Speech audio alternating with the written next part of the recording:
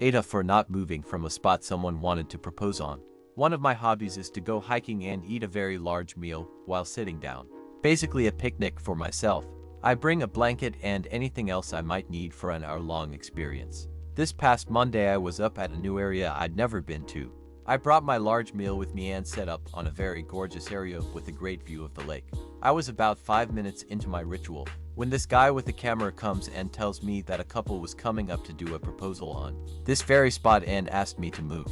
I told him no, that I barely got set up and I was in the middle of my meal. He gets annoyed and just asks again, but I tell him now.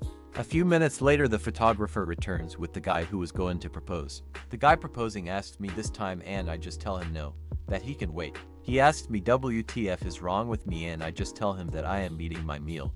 He starts telling at me to Jitho, but I put on my headphones and just continue eating. After a while he leaves me alone. After I felt satisfied from the meal I packed up and was heading down. The three were waiting at another spot and the men point me out and the lady starts yelling at me that I ruined her day and that the proposal happened elsewhere instead of the spot I was in. I just smiled and said congrats on your proposal and kept walking. When I got back home this came up and I told my boyfriend about it. He straight up said it was an asshole thing to do.